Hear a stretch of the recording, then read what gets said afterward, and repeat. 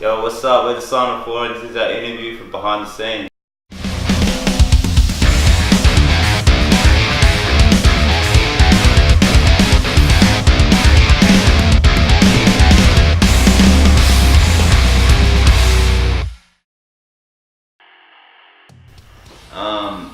Band's been around for about 3 years now. We started in late 2014. We've released an EP and an album already and one single while we're working on our next release. The band originated from Lloyd and I being in a band prior. It was a chaotic hardcore noise band, and on the way to a lot of the band practice we realised we listened to a lot of the same music, so we decided to start a side project up with the music that we enjoyed listening to, and yeah, this is where we ended up. Each other. Yeah. And for a while there, yeah, we all kind of enjoyed listening to a lot of different music, but I'd say the biggest inspiration for us to continue writing music now would just be each other. Yeah, for sure. Then, it's a big one. I'd probably say probably maturity. Kind of like started the band just in our late teens, early 20s, and now we're all kind of mid-20s now, so kind of like maturity off each other, I suppose. We play a bit tighter. Heaps more strings. Couple of them. Yeah, Lower. yeah, tune low for sure. Way lower.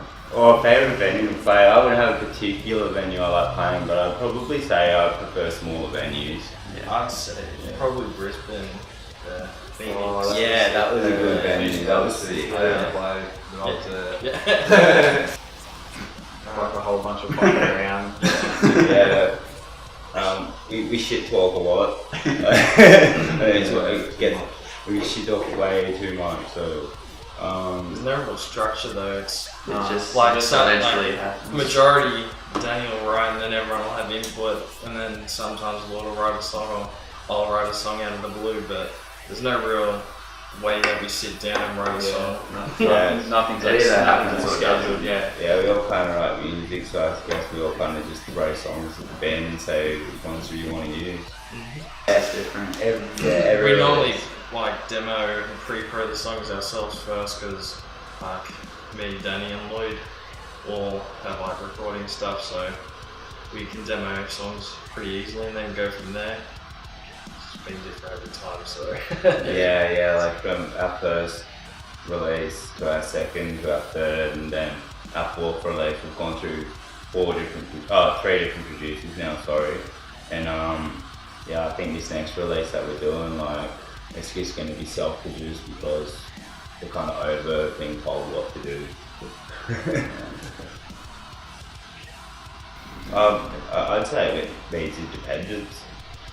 It's kind of us showing the industry and seeing what we are capable of doing ourselves without anyone really pushing us. Without like a label, without like proper management, we just do all that stuff ourselves. And basically completely DIY. Yeah, full DIY, yeah, 100%. The scene's where I lived for a fucking good few years of my life, so it's basically like at home away from home to me. Pretty much, Yeah. Like the people that you meet and, you know, all the shows you go to and shit, the band members that you get to meet and all that stuff. It's crazy. it's changed a lot, but like it's still the same. It can always improve, and it can always get worse, I suppose. That's life. Everyone's friends, pretty much. Yeah. Mad thing. You meet so many people you don't ever expect to connect with in your lifetime. More venues. Ooh, if I could change one thing about the scene, I don't even know, I just probably say the intolerance and stereotypical prejudice that everyone has. Fuck that. Get fuck that off and have a good time at a VR.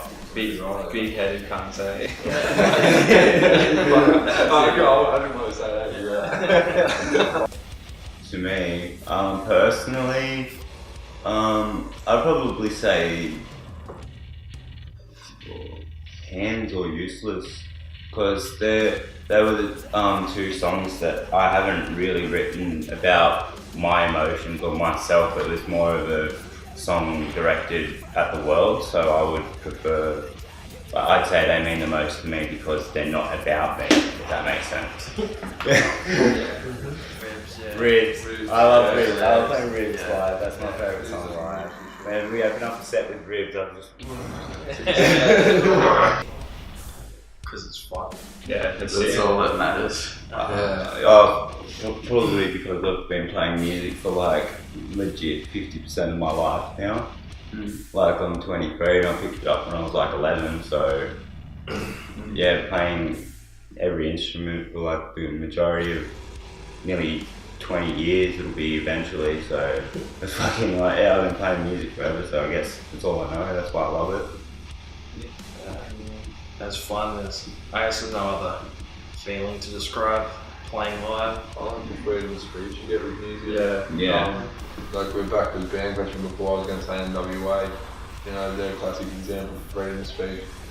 You know, they showed me that when I was 8 years old, yeah, exactly. I fucking fuck the normal stuff. Yeah, a lot of stuff, like, you know, like it feels, like everyone knows, a lot of stuff just feels fake, but then fake music is what feels most real. Just start talking to people that you know that are into that music and just get jamming. Start going to shows as Yeah, well. start going to shows. Make friends with people that that are at shows. And Nothing even, tonight. even if you can't find anyone right away, just start yourself. Yeah, 100%. Like I can vouch for that. The majority of my teenage years, I never thought I'd have a solid group of friends that I could actually play in a band with, and I didn't think it was ever going to happen. Like I only met, I think, one other person my whole upbringing that actually played music the way I did. And yeah, it wasn't until I hit like 20, 21 that I realised there's a whole world out there of people that want to play with you, want to play what you want to play. Practice. Yeah, practice, just grind, just make sure you grind. Have a big time. Fuck Yeah. it. Like at the end of the Just day, have fun. all of this is going to be is a bunch of memories. So make the best memories that you possibly can. Yeah, work hard as well. Like, yeah, as I said, it doesn't happen overnight. Yeah, you gotta make a status. Sweet. I don't know. Scott definitely does. Essential. Especially when you're starting it, like to actually, you know, to branch out to other states and like things like that, even just like further parts in New South Wales, things like that.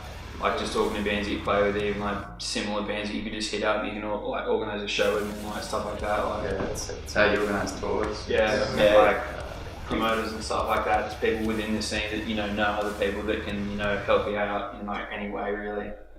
You'll never have as much fun playing in a band if you don't network with the other bands that you're playing with.